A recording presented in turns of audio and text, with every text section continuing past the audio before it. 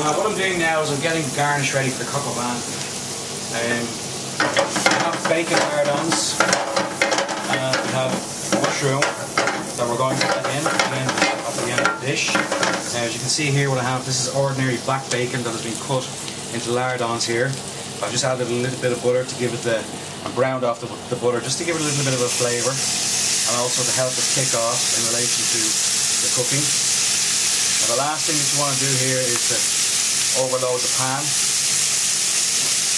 So we're going to cook these off first of all. When they are cooked off, we take them out, we set them aside, and as I said, these are going to be used for the actual garnish in the coq au vin. So when I have these sauteed off and at the stage that I want them at, I will bring them back. Thanks, chef.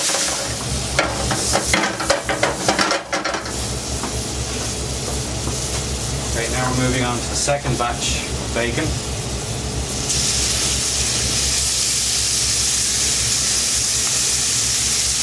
Remember, chefs, as well, that you don't season this when you put it in the pan. Remember that the actual bacon itself is plenty salty, all right? So you don't need to add seasoning to this when you're doing it.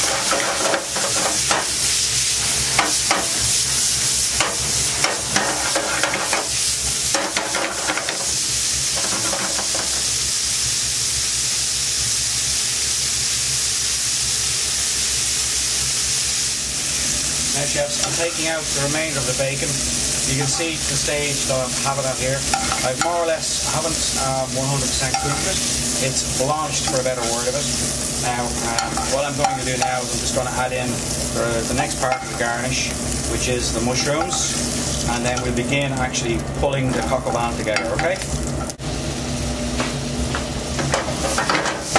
Now, the mushrooms are just about to go in.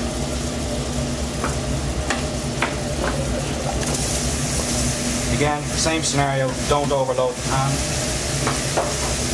Yes, sir. What we want to do is basically we want a little bit of colour on these mushrooms, but we also want them pretty much to cook as well. Don't forget, these are going to be added in at the end of the dish. Now you can see that they're picking up all the sediment from the bottom of the pan with the bacon. So, exactly how we want it.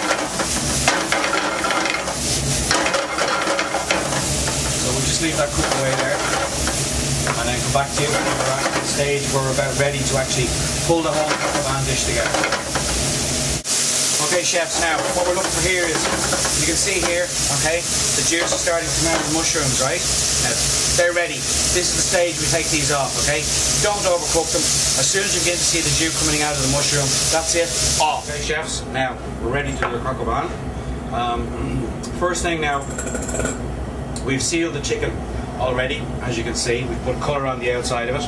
Now, what I want to do now is basically get the chicken into the pan, get it going again, skin side down first.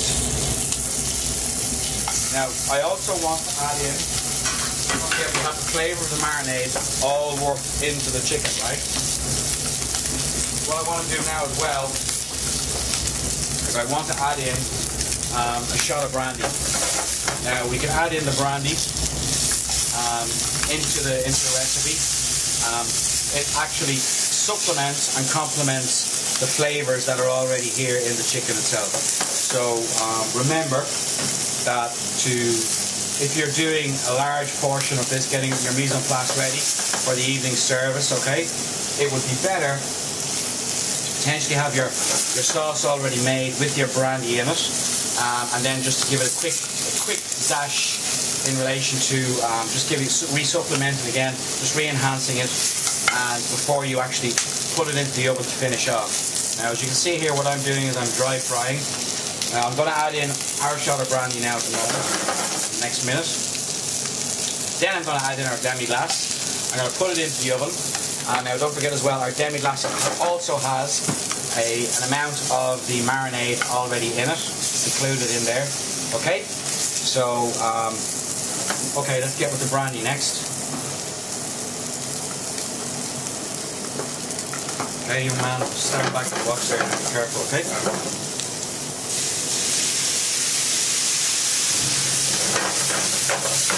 what we have here is the alcohol burning off. Now, the alcohol is gone. We still have residual in the pan here. I want to get this demi-glace in the pan now. Our demi is going in now.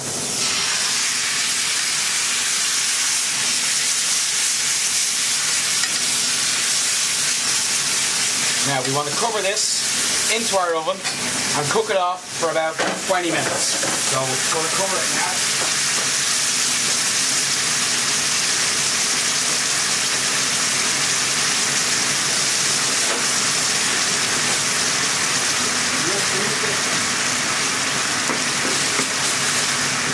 Okay, now we're just going to add our lid to this and then it's going into our oven, and when we're ready to take it out we'll bring it back.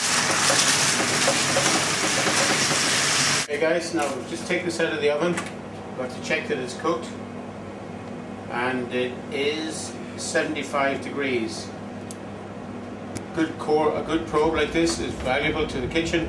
You can get it anywhere like Buns and McLaughlin or any of the good stores. Back to the fire.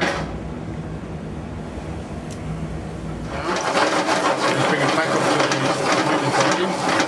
Then we shall add some of the garnishing that we had done earlier. The lardons of bacon back into the sauce. Curl onions, nice and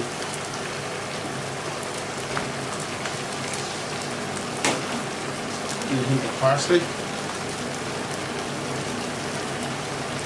A spoon of our mushrooms.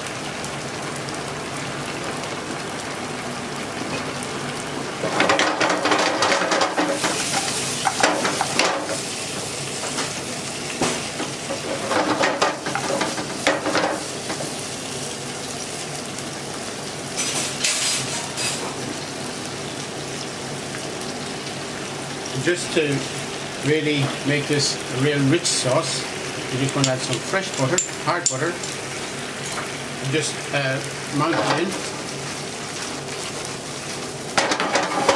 3 minutes.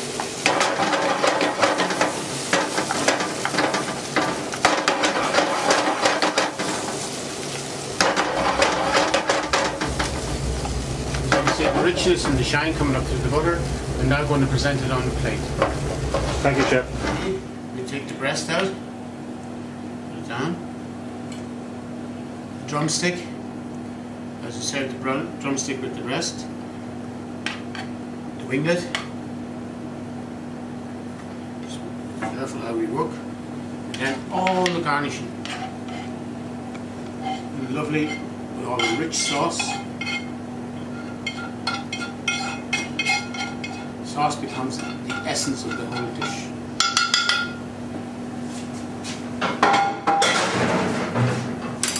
Presentation, just clean up your dish.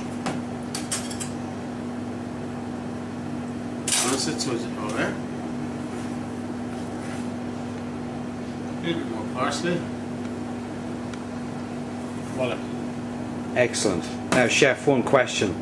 Is this a classic coq au vin? The classic, the only other way you could change this would be if you got a chicken with the livers in it, you'd puree them with some butter and you make a crouton and serve them on top. Excellent. Thank you, Chef. Chef O'Neill, thank you.